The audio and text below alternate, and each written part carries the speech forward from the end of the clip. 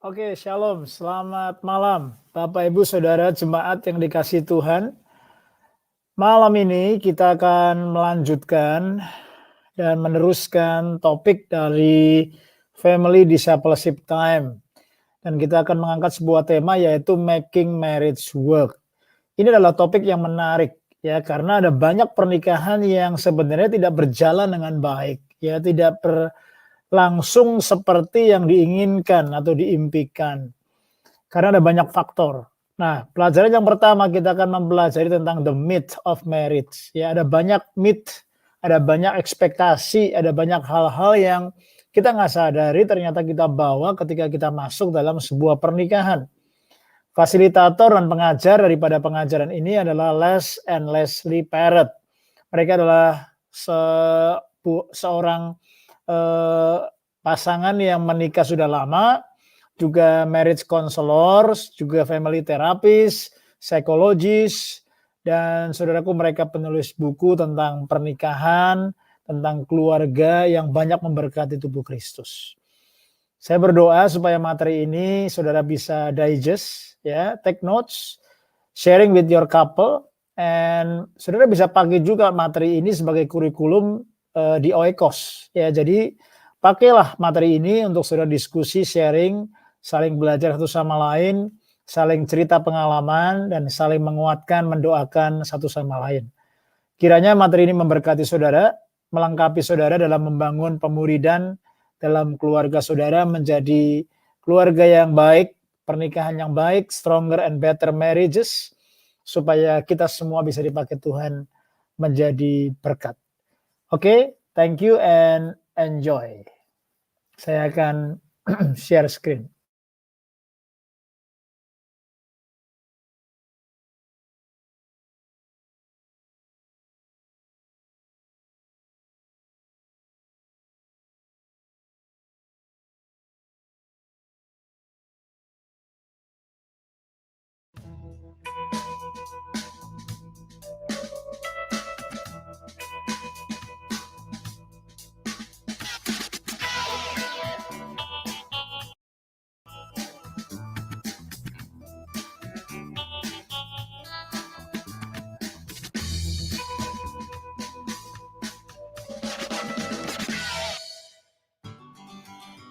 Hi, I'm Kendall, and this is my wife, Catherine. Welcome to Making Marriage Work.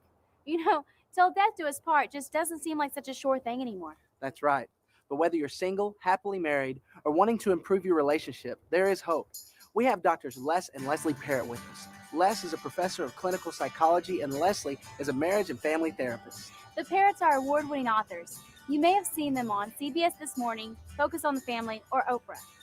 They will be giving us some biblical and practical ways to help you build a marriage that will last a lifetime. We're also going to hear from 18 real couples telling us about their own struggles and questions. It's a sad fact that most couples spend more time preparing for their wedding than they do for their marriage. In real life, after the storybook wedding, all married couples face adjustments. Little things are really what I think got to us initially when we first were living together. I'll be getting ready in the morning, and I'll hear this. Allison, it's an emergency. It's an emergency. And then I have to let him in the bathroom. Then he goes to the bathroom, and it's like this. And then I have to go in there and finish getting ready, and it's horrible. And I'm sick of my stomach, and I'm gagging. And I cannot stand that. The other part that was really hard was that I like things really neat and orderly coming out of the military, and she would pretty much just throw her stuff wherever she felt like and just leave it a mess. Well, he says that I was spoiled growing up, but I like to say that I was nurtured. He'll say, it's okay to put dishes in the dishwasher. It's okay when you're finished with the towel to hang it back up on the rack. And I think it's okay to leave it on the floor. And it's not something to totally stress out about. As far as she's concerned, that was my military life, and now she's trying to deprogram me. We have very different interests. She likes to go to museums and look at art and do artsy type things. He likes to go to the shooting range and shoot guns. She'll, take me to these different things, trying to broaden my insights and, give me culture, but I don't care. I've said that I'm going to take a shooting class with him. I will attend some of the different plays and stuff that she wants to really see. And he has agreed to take swing dance lessons at some point. I feel that I've changed more to fit into her life than she's changed to try to fit into life I would like. Yeah, every couple has mythology, misbeliefs that they bring into the relationship. It's just inevitable. And, the big one is they lived happily ever after. That's that fairy tale myth. In fact, early on in a relationship, couples really bump into these. One of those myths is that we expect exactly the same things from married life. That the ideal picture I have in my mind's eye of the perfect marriage is exactly the same picture that you have in your mind's eye of what the perfect marriage is, and that they match, and that we're going to live that vision out perfectly. And it just doesn't happen that way. And one of the reasons it doesn't happen is that we all live by a list of unspoken rules, Right. rules that we don't even know exist until our partner breaks those rules. Yes. And then we go, We wait a know. second, that's not the way married life is supposed to be lived.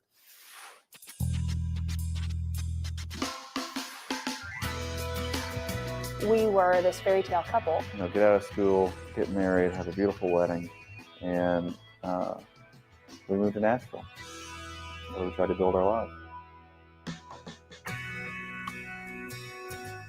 We just didn't know a lot about marriage to know sort of what was going to happen. I mean, as an adult, what, we had to do. We had two totally different backgrounds. My father handled all the finances in the back room of the house. If our family went through ups and downs financially, which every family does, my mom never did anything about it. So that's kind of the way I entered into marriage. You got to take on the finances because you're the man. And I had that in my mind. And I'm horrible with finances. Her dad travels and her mother does everything in the house, pays all the bills. She's, she can tell you to the penny how much money she has in the account. So that was kind of what she expected to come into the marriage. We had financial problems a lot, which put a lot of stress on John. I'm waiting tables. I'm, working like 3 jobs at once. I'm in the back room already kind of pulling my hair out because I can't tell her, look, we don't have the money. It's not only unspoken rules that we inherit from our family, but also unconscious role expectations. I mean, this is even directly the role I expect to play as a wife and the role I expect you to play as my husband. And what's so powerful about it is that we don't even realize we have these, but it's exactly the pattern we were given to have evidence that our spouse loves us. I'll know you love me when you take care of the car and always fill it up with gas and take it to get washed once a week. That's how my dad showed my mom. We sometimes just kind of, like I say, inherit these things without even knowing it. Unconscious roles and unspoken rules. Right. These are the twin engines that drive this first myth that says we expect the same things from married life.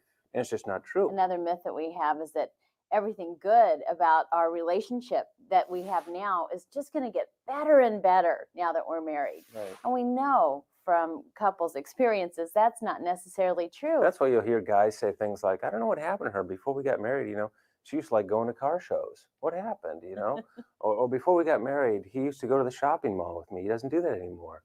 What happened? Well, that's another myth. Everything good will get better. Not necessarily true. Now, the reverse of that is also a myth, maybe myth number 3 here, and that is everything bad in my life should disappear because of this marriage. This is powerful. That this marriage is somehow going to almost mystically erase all the stuff, all the painful baggage, that proverbial baggage we psychologists talk about, that it'll somehow erase that from, and it doesn't do that. It was never designed to do that. No, in fact, we see couples that kind of think of marriage as therapy. They found this wonderful person who's so healing and present in their life. It's just going to be their therapy and make them well. And marriage can go a long way toward doing that. It makes a huge contribution toward our health, but it doesn't magically erase the pain from our lives. In fact, quite the contrary. We bring that right into our marriages with us, and it becomes a part of our story as a couple. If your family was divorced and you have issues about trusting a spouse, that's not going to magically disappear because your spouse loves you. You're going to have to work that out over time with this faithful person. Proverbs says, as iron sharpens iron, we help each other in this pathway, but marriage was never meant to somehow just magically do that or erase the pain from my past. My parents' relationship was very calculated, and especially on my dad's part. And I could see the distance in their relationship, and I could see her resenting the lack of that personal relationship. Of course, I didn't want to be like that. And they did have a very cold and distant relationship, and I longed and yearned for something a whole lot more intimate. I thought we were on the right foot. We both had the same goals and desires and dreams as far as our own personal, spiritual lives. And so I thought the rest would just fall into place. In some ways, I desire intimacy, and in some ways, I don't. I learned growing up that you don't cry. You shouldn't give anyone an opportunity to ridicule you because they will take it to the limit. It's very comfortable for me to keep a distance. I quickly found myself filled with a lot of disappointment because of what I feel like things could be or should be, and they're not. I feel like she's wanting something from me, and I'm not sure I have it to give to her. I tell you, it oftentimes is hanging by a thread, and yet we're committed to stay together. Probably the myth that is, I would say, the one that trips up more couples than any other single myth. It's one that's deeply felt, rarely articulated, but it's the myth that says my spouse should make me whole. This person that I'm marrying should somehow make up for all the things that I'm lacking, and vice versa. And it's a very romantic notion, but when we buy into it, we're setting ourselves up for serious heartache. This person was not designed to do that. Ultimately, our compulsion for completion is met in a relationship with Jesus Christ. Right. And, even when you know that, and you grow up in the church and you understand that, it's one thing. But to live that out, Very different thing. it really is. John is so clear. I love the picture in the Gospel of John. I'm the vine, you are the branches. If you don't draw life from me, you don't have life to give in other relationships. And that's what marriage takes in a way nothing else does. I mean, the picture for what it's like if you try to separate yourself from that vine is you're like dried up kindling. Again, nobody can complete you. Ultimately, your compulsion for completion is met in a relationship with Jesus Christ. And boy, does this relationship get a whole lot easier when we begin to live that out. We'll be right back with more Making Marriage Work after this brief message.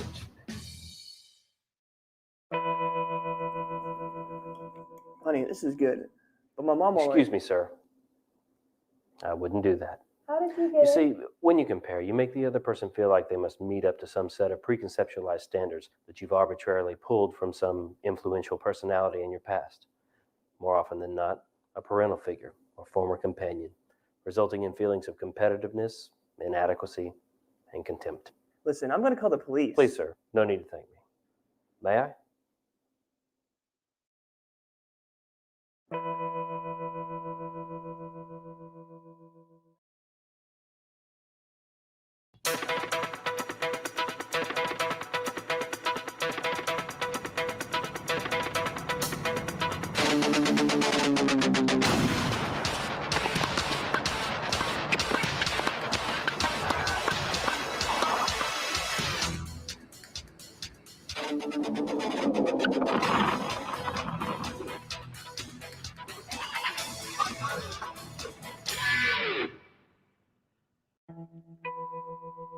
Welcome back to Making Marriage Work.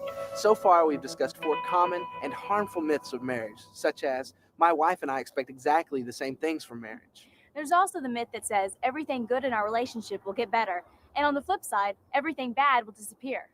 And the 4th myth is, my spouse will make me whole. If any of these hit close to home, don't give up. Every successful marriage must work patiently to overcome these myths. Now let's go back to marriage experts Les and Leslie Parrott as we discover more practical ways to build a successful marriage. We wrote this book called When Bad Things Happen to Good Marriages. And the basic premise of this book is to say that every marriage starts out good, because they all do. Even if it's only for a few moments, they start out good, or else we wouldn't be getting married. But every good marriage eventually bumps into something bad. It's inevitable. Yeah. And if it hasn't happened to you, put your seatbelt on, because it's coming. And it doesn't have to be, there are dramatic things. I mean, couples who deal with, infertility problems and the grief over that, or lose a child, or, any major shock to a marriage. But there are also the things that sneak up on us that we don't even realize they've attacked our marriage until they're here. John and I met in college. I fell in love immediately, and I think she fell in love immediately too. We were very young. Marriage rolled along as it was supposed to. Both have careers and have kids. We have 2 beautiful children that are very healthy and very active. We're doing the things that we were supposed to do. I think, as is common with a lot of marriages, things get a little stale. Things, don't go the way that you expect they would. And We were both searching for what was next or what was missing or what was the next step. you get some distance between yourselves, especially when you're focusing way too much on kids instead of each other. When we separated, it was because we were both looking for something. We didn't know what was missing. I'll tell you one thing that sneaks up on just about every couple, and that's busyness. Absolutely. Is there anything that contaminates marriages more these days than busyness? And we're rushing off to soccer practice, and we've got to get this in, and we got to eat in the midst of all this too. We just find that we are so maxed out that we begin to be a little snappy with each other. There's lots of different things that sneak up, as I said, that kind of find their way into our relationship, sabotage it without us even being aware of it. And that's destructive. And that's why it's so important that we often look into that proverbial mirror and recognize what's going on between us. I guess I had made a picture of what I thought my person I would meet would be like. He just was everything physically that I ever pictured in a man. He just was my idea, plus the fact that he loved God, and so he was perfect for me. I had this imagination kind of this wild romantic time, and it didn't turn out like that. I was glad this was my husband, I was just excited, I wasn't feeling those feelings of excitement, so that made me angry sometimes. Especially when I would see other people talk about their marriage and, oh, we were best friends and we decided to get married, and oh, we just couldn't be away from each other. I hated hearing people talk about stuff like that because it would remind me of what I felt. He just began to tell me how he, wasn't sure about our physical relationship, and that he wasn't really attracted to me. I had some doubts off and on. Early on in our marriage, I doubted it several times, a number of times. Well, that made me feel like used cheese. You read and see on TV, passionate romance and all this kind of stuff, and it didn't turn out like that. For the longest time, we've left explanations of love to poets, lyricists, musicians. Social scientists didn't want anything to do with it. It was too mushy. It wasn't, hard science. Well, that all changed about 15 years ago at Yale University when Robert Sternberg said, in spite of a lot of criticism, by the way, from colleagues, said, I want to understand love, romance. How does this work in a relationship? And he came up with something, a massive study on love, came up with something that is commonly referred to as the triangular theory of love. And you can picture it in your mind's eye as a triangle. And on one side of this triangle, you can put the word passion. And passion is really the biological side of love. This is that part of love that flows with the hormones. There's nothing particularly noble about it because it just kind of kicks in. I often ask couples, hey, how many of you have, a passion at a 10 out of 10 every day of the week, every week out of the year, all your married life long? To this day, I've never gotten a witness on that, I mean, we weren't built to have passion at that level. We wouldn't get anything done if we had passion at that level. But many times that's our expectation. Somehow we should have passion at a 10 out of 10 if we're really in love. So when it comes to cultivating passion, one thing that's essential is cultivating meaningful touch. This is critically important to a marriage, even if it's for a moment. Meaningful touch. Another thing that really stimulates passion for couples is to plan mutually enjoyable experiences together. It's something we forget to do. It could be date night, it could be just dinner together and a great conversation. Whatever you guys enjoy, don't forget to plan it together. And a third way to cultivate passion is to compliment your spouse daily. This is another thing that we sometimes just kind of forget about doing. And the person that needs it the most, the person that we're with, they need those compliments.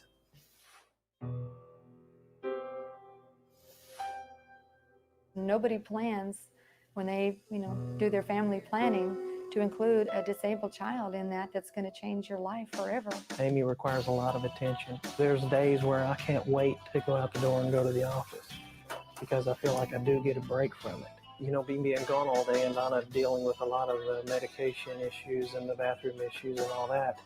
When I come home, she's kind of ready for me to take over some of those things. I do look forward to when he comes home, and Amy especially is, kind of there waiting to see her daddy. She just adores him. I want lounge or do the yard or, you know, whatever that I want to do. If I have a few days in a row that she has bad nights and I'm up with her all night, I'm jealous. I go in there and I, you know, hear him snoring, or I look at him and see him sleeping. I've got to get my sleep and go to the office, you know, and get work done. We definitely don't have enough time alone together. I basically need somebody with medical training or nurse in order for us to leave Amy for more than 3 hours at a time. And so us going out on a date is a big thing. But we've always been able to get over those things and have a time where we talk about it and get everything out in the open and square it away. On the other side of that triangle, you can think of intimacy, which is really the emotional side of love.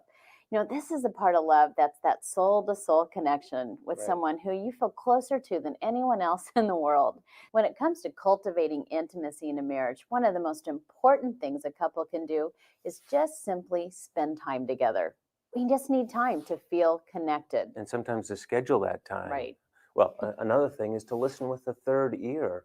And that means listening not just to the verbiage, not just to the words, but to the emotional river that flows underneath all those words. And kind of pan for gold, pan for that little emotion, lift it out, hand it back to your spouse. Go, hey, here, is this how you're feeling?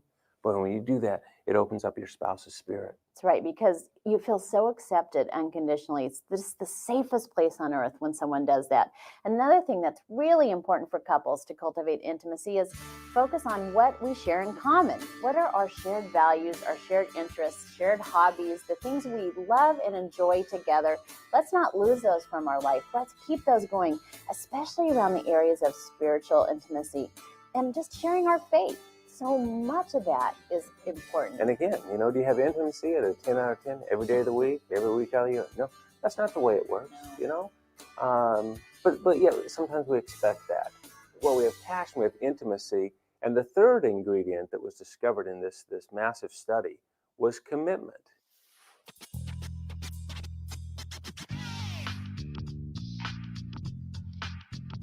It was about 8 months after we got married that I felt things aren't as secure as I thought. I knew I had a secret, and that was the struggle that I had ongoing with pornography, and I had never told anybody about that. When I told my wife about the addiction I had, she was, I think, just very shocked. It almost felt like all of a sudden I was living with a stranger.